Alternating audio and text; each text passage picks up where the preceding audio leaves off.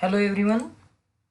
अनेकांत education society's Tuljaram Chaturchand college of arts commerce and science Baramati. Myself Mr. Prashant Devidas Pawar, teacher in mathematics. So students, this is the session of 12th science mathematics paper number 2nd, chapter differential equations. विद्यार्थी मित्रो, mathematics paper number 2 मध्ये आपण या अगोदर differentiation, त्याचे applications, त्यानंतर indefinite integration, definite integration आणि त्याचे ॲप्लिकेशन्स हे चॅप्टर्स कंप्लीट केलेले आहेत. आता डिफरन्शियल इक्वेशनच्या वेळेस आपण चॅप्टर स्टडी करणार आहोत.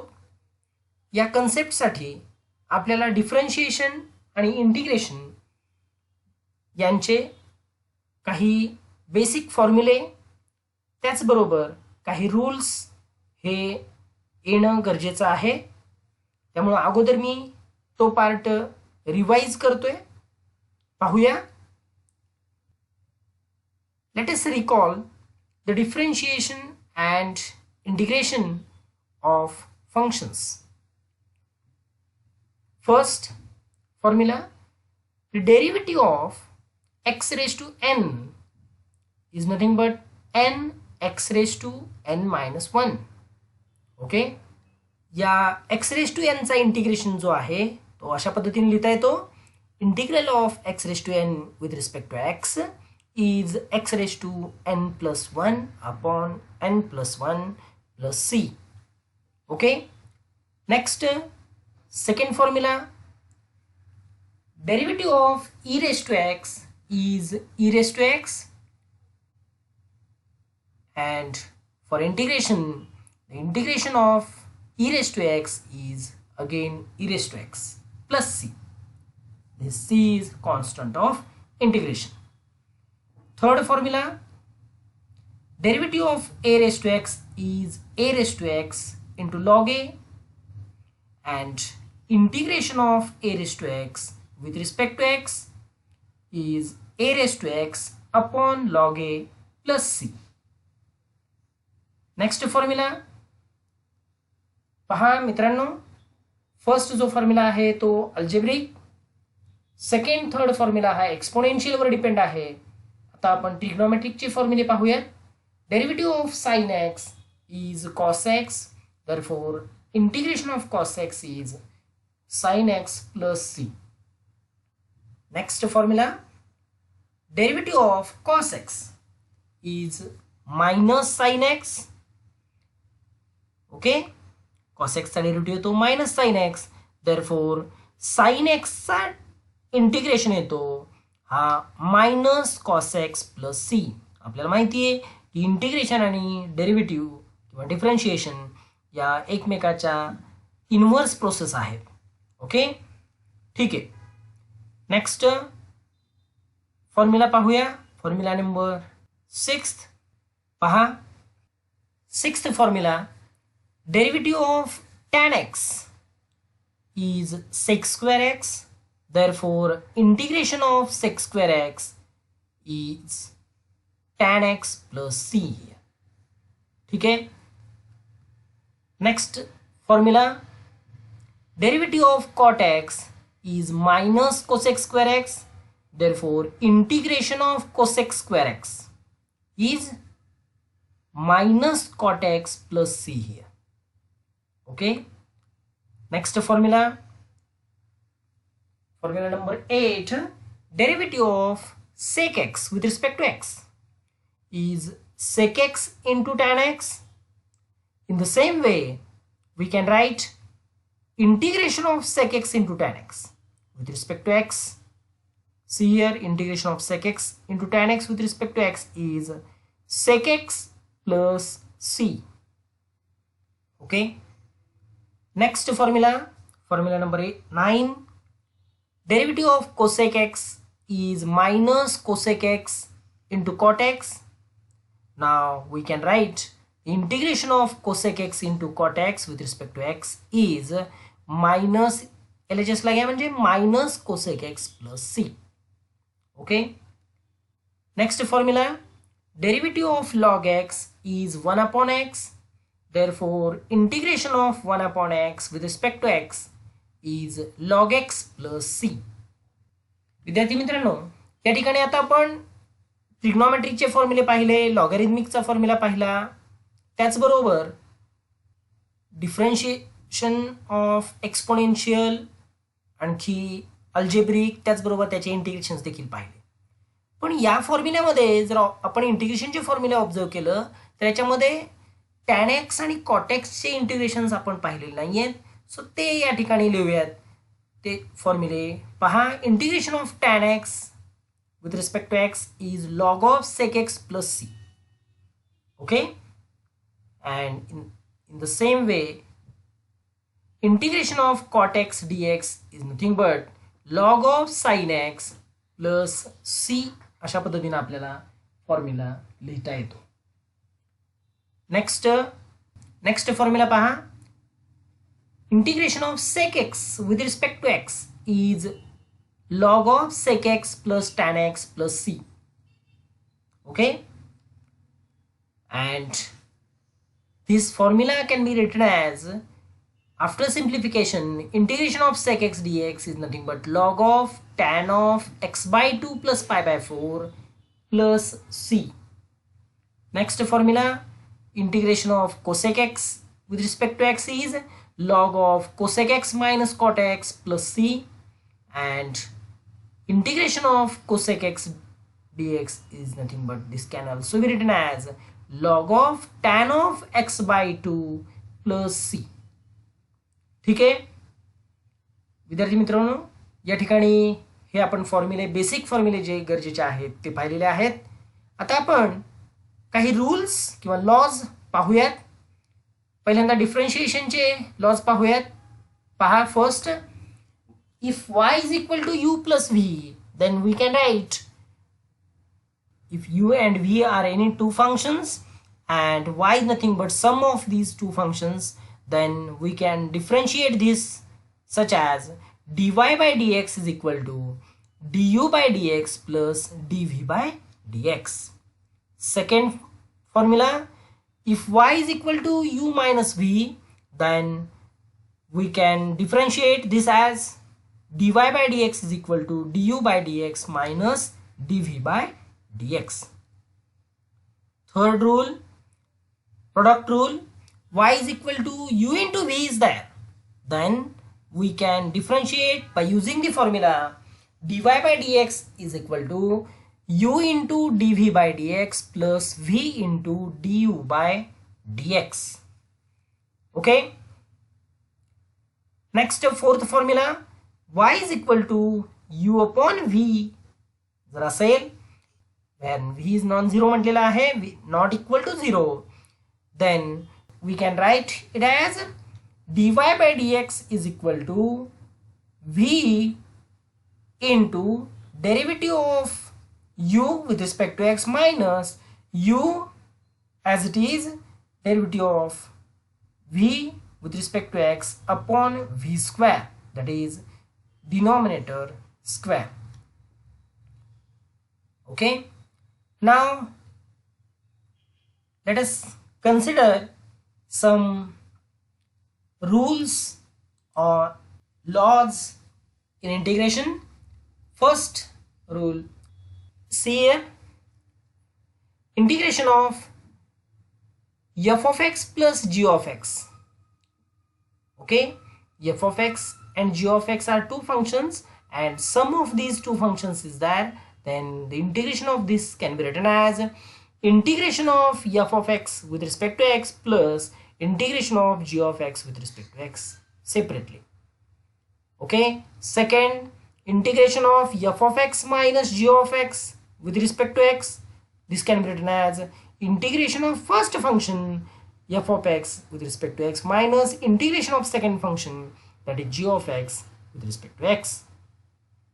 Next property or rule, integration of k into f of x dx, that is with respect to x, is equal to, take this constant k outside the integral, then we can write it as a k into integration of f of x with respect to x.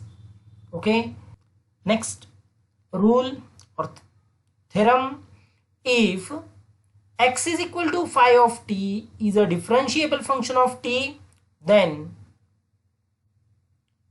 we can write it as integration of f of x dx is equal to, put the value of x equal to phi of t here, so what we get, f of x is nothing but phi of t, bracket complete, we have to write or derivative of x, that is derivative of x is phi dash of t into dt. Okay, so this can be written as integration of f of phi of t phi dash of t dt. Okay, next one,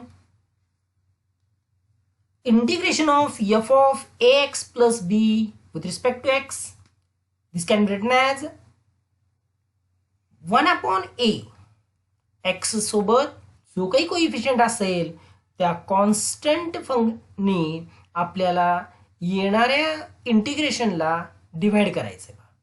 म्हणजे F of एक्सचा integration जर जी of x येत असेल तर आपल्याला constant जो x सोबत आहे ए त्यांनी डिवाइड करायचा आहे या ठिकाणी.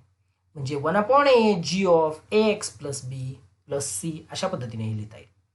नेक्स्ट काही करोलरीज आपण स्टडी केलेल्या आहेत इंटिग्रेशन टॉपिक मध्ये, त्या पहा.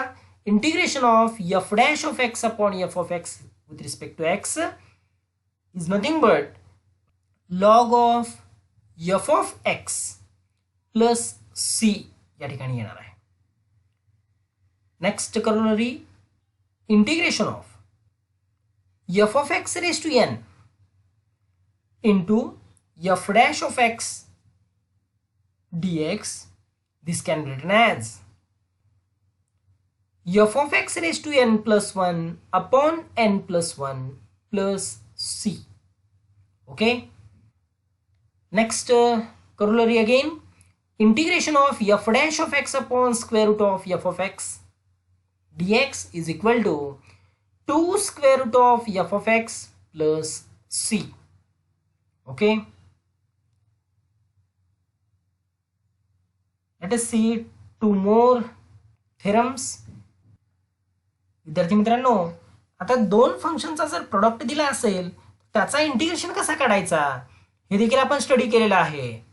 पहा, if u and v are two differentiable functions of x, then integration of u into v dx, u and v are two functions here, then we can write first function u as it is integration of second function v with respect to x minus integration in bracket derivative of first function into integration of second function bracket complete dx here.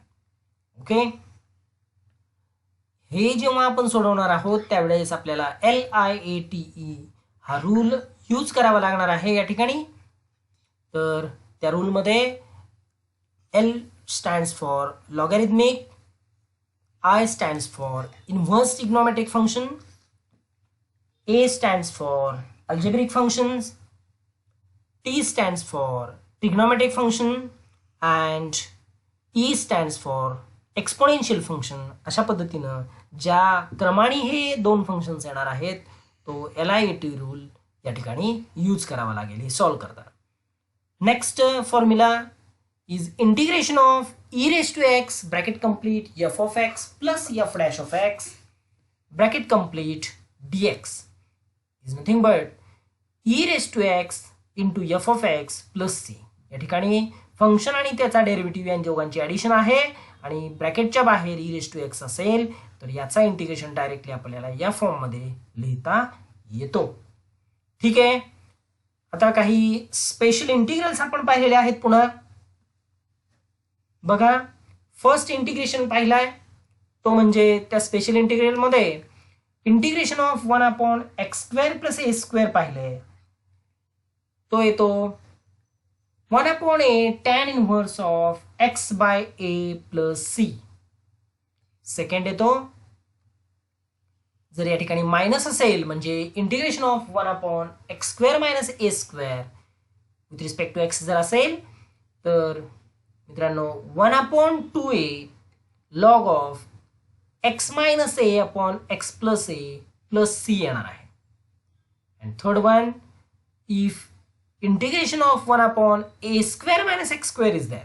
या ठिकाणी x² minus a² होता, आता a² minus x² असेल तर 1/2a log of a plus x upon a minus x plus C येणार आहे. ठीक आहे. आता हेच फॉर्म्युले यांचे स्क्वेअर रूट्स जर असतील तर कशा पद्धतीने लिहिता येईल? इंटिग्रेशन ऑफ 1/√ऑफ a² मायनस x² असेल तर याचा इंटिग्रेशन येतो sine inverse of x upon a plus C. Okay. Next formula number 5, integration of 1/√ऑफ x² मायनस a² असेल तर त्याचा इंटिग्रेशन होतो लॉग ऑफ x प्लस √ऑफ x² minus a² plus C. Sixth formula, integration of 1/√ऑफ a² plus x² dx is nothing but log of x plus √ऑफ a² plus x² plus C येणार आहे. Okay. Next formula number 7, integration of 1/x² of x² minus a² with respect to x. This can be written as 1/a sec inverse of x upon a plus c. Okay. Next formula number 8. आता 3 फॉर्म्युले पुन्हा वेगळे आहेत. Integration of √of a² plus x² dx. This can be written as x/2 √of a² plus x² plus a²/2 log of x plus √of a² plus x² plus c. And integration of √of x² minus a² with respect to x. This can be written as x/2 √of x² minus a² minus a²/2 log of x plus √of x² minus a² plus c येणार आहे. And last formula is integration of √of a² minus x². इथे plus होता, इथे minus आहे, तो येतोय x/2 √of a² minus x² plus a²/2 sine inverse of x/a plus c. अशा पद्धतीनं हे सगळे डेरिव्हेटिव्ह आणि इंटिग्रेशन याचे जे आपल्याला फॉर्म्युले आपण स्टडी केलेले आहेत ते या ठिकाणी मी सगळे रिवाइज केलेले आहेत.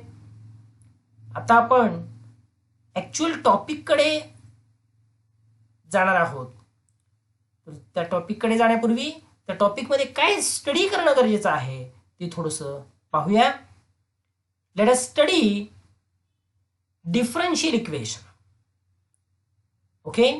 डिफरन्शियल इक्वेशन हा आपल्याला स्टडी करायचे, म्हणजेच त्याचा मीनिंग या ठिकाणी आपल्याला तो what is the meaning of differential equation we have to study here. Second, formation of differential equation study करायचं आपल्याला. तो डिफरन्शियल इक्वेशन कशा पद्धतीनं फॉर्म केला जातो हे आपल्याला या ठिकाणी स्टडी करायचं आहे. डिफरन्शियल इक्वेशनचे टाइप्स स्टडी करायचे आहेत. डिफरंट फॉर्म्समध्ये तो डिफरन्शियल इक्वेशन मांडला जातो ते आपल्याला स्टडी करायचं आहे. त्याचबरोबर order and degree of differential equation. Differential इक्वेशनची ऑर्डर म्हणजे काय, डिग्री म्हणजे काय, ती कशी फाइंड आउट केली जाते हे देखील आपल्याला या टॉपिकमध्ये स्टडी करायचं आहे. त्यानंतर डिफरन्शियल इक्वेशनचं सोल्युशन कशा पद्धतीनं तो डिफरन्शियल इक्वेशन सॉल्व्ह केला पाहिजे आणि सोल्युशन म्हणजे काय त्याचा, तर या गोष्टी देखील आपण या टॉपिकमध्ये स्टडी करणार आहोत. Lastly, applications of differential equation हा अत्यंत महत्त्वाचा पार्ट आपण इथे या टॉपिकमध्ये स्टडी करणार आहोत. ठीक आहे विद्यार्थी मित्रांनो, आता आपण पहिल्यांदा डिफरन्शियल इक्वेशन कशा पद्धतीनं इंट्रोड्यूस केलेलं आहे तर इंट्रोडक्शन ऑफ डिफरन्शियल इक्वेशन हे पाहूया. ज्यावेळेस आपण मॅथमॅटिक्सचा विचार करतोय, मॅथमॅटिक्समध्ये एखादी कन्सेप्ट आपण स्टडी करतोय, ती फक्त एका सब्जेक्ट पुरती मर्यादित नाहीये, तर ती अदर सब्जेक्टसाठी सुद्धा बऱ्याच ठिकाणी यूज केली जाते. तर इथे पहा, जर आपण पाहिलं, in physics, chemistry, biology, economics, astronomy and other sciences, we often have to build mathematical models, laws, which involves differential equations. पहा विद्यार्थी मित्रो, ज्यावेळेस आता आपण physics, chemistry, bio, economics, astronomy असे डिफरंट सायन्स सब्जेक्ट ज्यावेळेस आपण स्टडी करतोय, त्याच्यामध्ये एखाद्या मॅथमॅटिकल कन्सेप्ट स्टडी करतोय किंवा एखाद्या लॉ मांडतोय, त्यावेळेस आपल्याला हा डिफरन्शियल इक्वेशन त्या ठिकाणी असतोय, हे तुम्हाला डिफरन्शियल इक्वेशन स्टडी केल्यानंतर लक्षात येईल. ठीक आहे. आता हा डिफरन्शियल इक्वेशन म्हणजे काय ते थोडंसं पाहूयात. बघा, काय एखाद्या एक्झाम्पलवरून आपण डिफरन्शियल इक्वेशनकडे जाऊया, म्हणजे लवकर लक्षात येईल की ऍक्च्युअल डिफरन्शियल इक्वेशन म्हणजे काय आहे. समजा आपण एका व्हेइकलने काही डिस्प्लेसमेंट काही अंतरावर पार करणार आहोत. एका व्हेइकलचा वापर करून आपण काही डिस्टन्स जाणार आहोत ठराविक वेळेमध्ये. तर पहा, if x is a displacement, ते डिस्प्लेसमेंट आपलं एक्स असणार आहे.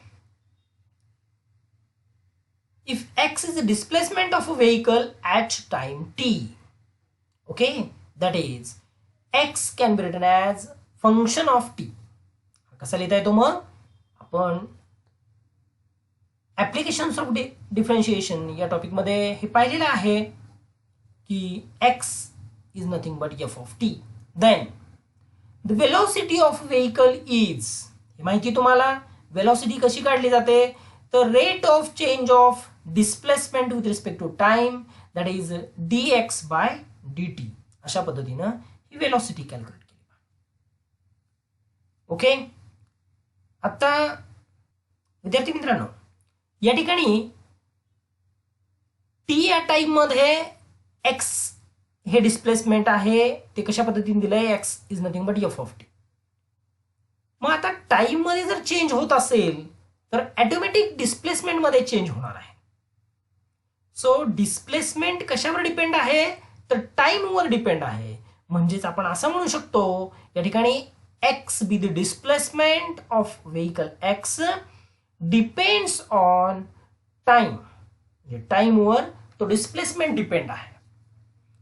मग इथे लक्षात येते dx बाय dt, याच्यावरून आपल्याला डिस्प्लेसमेंट हा x depends on this time t. So therefore variable x is known as dependent variable. मग या x ला काय म्हणणार आहोत आपण, डिपेंडंट, कारण x डिपेंड्स ऑन t आहे, म्हणजे x ला डिपेंडंट व्हेरिएबल, आणि t ला काय म्हणणार आहोत आपण, इंडिपेंडंट व्हेरिएबल म्हणणार आहोत. Okay. x is equal to f of t असेल तर x is dependent variable and t is independent variable. किंवा हे आपल्याला कशावरून लक्षात येईल, dx बाय dt वरून पण लक्षात येईल. dx बाय dt मध्ये x हा डिपेंडंट असतो आणि डिनॉमिनेटरचा जो व्हेरिएबल आहे t हा इंडिपेंडंट आहे. ओके. dy बाय dx असेल तर x हा त्या ठिकाणी इंडिपेंडंट झाला आणि y हा डिपेंडंट व्हेरिएबल झाला. ओके. आता आणखी अशाच पद्धतीनं पाहूयात आपण. बघा, if x equal to f of t, then the velocity of vehicle is v is equal to dx by dt, right? Here x is dependent variable and t is independent variable. In the same way, y is equal to f of x असेल किंवा dy by dx असेल तर या ठिकाणी y जो आहे तो dependent variable झाला आणि x जो आहे तो इंडिपेंडंट व्हेरिएबल. ठीक आहे. ओके. त्याचबरोबर आणखी एक एक्झाम्पल घेऊया. Z is equal to F of X असेल, Z is equal to F of Y आहे, किंवा dz बाय dx दिलंय, dz बाय dy दिला असेल, तर या ठिकाणी z हा काय आहे, डिपेंडंट व्हेरिएबल आहे. z कुणावर डिपेंड आहे, तर x आणि y या दोन्ही व्हेरिएबलवर तो z डिपेंड आहे. म्हणून आपण असं म्हणू शकतो की z is dependent variable and x and y are independent variables. ठीक आहे विद्यार्थी मित्रांनो, या ठिकाणी पहिल्यांदा आपण डिपेंडंट व्हेरिएबल आणि इंडिपेंडंट व्हेरिएबल ही कन्सेप्ट स्टडी करून घेतली, समजावून घेतली. आता आपण डिफरन्शियल इक्वेशन म्हणजे काय हे पाहूया. पहा, डिफरन्शियल इक्वेशन, डेफिनेशन ऑफ दिस, काय मीनिंग आहे या डिफरन्शियल इक्वेशनचा तो पाहूया. पहिल्यांदा equation which contains the derivative of a function is called a differential equation. अतिशय सोपी डेफिनेशन आहे मित्रांनो. ज्या इक्वेशन मध्ये डेरिव्हेटिव्ह, ज्या इक्वेशन मध्ये फंक्शनचे डेरिव्हेटिव्ह अवेलेबल असतील त्या इक्वेशनला म्हणायचं डिफरन्शियल इक्वेशन. ओके, मग आता फंक्शनचे डेरिव्हेटिव्ह अवेलेबल असतील म्हणजे काय, तर dy by dx, dx by dy, dx by dt, du by dv अशा पद्धतीनं जे डेरिव्हेटिव्ह आपण म्हणतोय, तर हे डेरिव्हेटिव्ह ज्या इक्वेशन मध्ये असतील त्या इक्वेशनला म्हणायचं सिम्पली डिफरन्शियल इक्वेशन. ओके, मग आता असे कोणते इक्वेशन्स आहेत, एक्झाम्पल्स पाहूयात आपण. The following are the differential equations. See, first differential equation is dy by dx is equal to 2 sin x plus 3. या इक्वेशन मध्ये हा derivative dy by dx available आहे. So this equation is known as differential equation. Right, आणखी एक example पाहूया. या ठिकाणी जर आपण हे ऑब्झर्व केलं तर d square y by d x square plus k y is equal to x आहे. या ठिकाणी सेकंड ऑर्डर डेरिव्हेटिव्ह आहे. पहा मित्रांनो, आपल्याला असं म्हटलं नाहीये की डिफरन्शियल इक्वेशन मध्ये फक्त फर्स्ट ऑर्डर डेरिव्हेटिव्हच अवेलेबल असला पाहिजे, असं काही सांगितलेलं नाहीये. त्यामुळं आपण या ठिकाणी फक्त डिफरन्शियल इक्वेशन त्याला म्हणायचं की तिथं डेरिव्हेटिव्ह अवेलेबल असला पाहिजे. त्यामुळे या ठिकाणी सेकंड ऑर्डर डेरिव्हेटिव्ह जरी असेल तरी आपण त्याला डिफरन्शियल इक्वेशन म्हणणार आहोत. ठीक आहे, म्हणजेच तो कोणत्याही ऑर्डरचा डेरिव्हेटिव्ह इथं अवेलेबल असेल इक्वेशन मध्ये तर त्याला आपण डिफरन्शियल इक्वेशन असं म्हणणार आहोत. ठीक आहे, नेक्स्ट पहा, d square y by d t square, third example, plus dy by dt bracket square दिलेला आहे plus 7x plus 5 is equal to 0. या ठिकाणी y हा डिपेंडंट व्हेरिएबल आहे, t हा इंडिपेंडंट व्हेरिएबल आहे, कारण y डिपेंड्स ऑन t असं म्हणतोय आपण. मग सेकंड ऑर्डर डेरिव्हेटिव्ह अवेलेबल आहे, फर्स्ट ऑर्डर डेरिव्हेटिव्ह पण आहे. याचा अर्थ हे आपल्याला दिलेलं इक्वेशन हे डिफरन्शियल इक्वेशन आहे. नेक्स्ट पहा, here x and y are functions of t. Okay, x पण फंक्शन ऑफ t आहे, म्हणजेच या ठिकाणी y is a function of t आहे आणि x is also a function of t आहे. Next example, r into dr by d theta plus cos theta plus is equal to 5. Here r is a function of theta, r हा function of theta आहे, म्हणजे r हा dependent variable, theta हा independent variable. So r into dr by d theta plus cos theta is equal to 5. This is the differential equation because derivative is available here, dr by d theta. Okay, ठीक आहे विद्यार्थी मित्रांनो, अशा पद्धतीनं आज आपण या लेक्चरला डिफरन्शिएशन जो टॉपिक आपण स्टडी केलाय मागे त्याचबरोबर इंटिग्रेशन, हे दोन्ही अत्यंत महत्त्वाचे पार्ट कॅल्क्युलसमधले आहेत. तर ह्या दोन्हीवरचे आपण फॉर्म्युले, रूल्स, थेरम्स, प्रॉपर्टीज या सगळ्या आज रिवाइज केल्यात.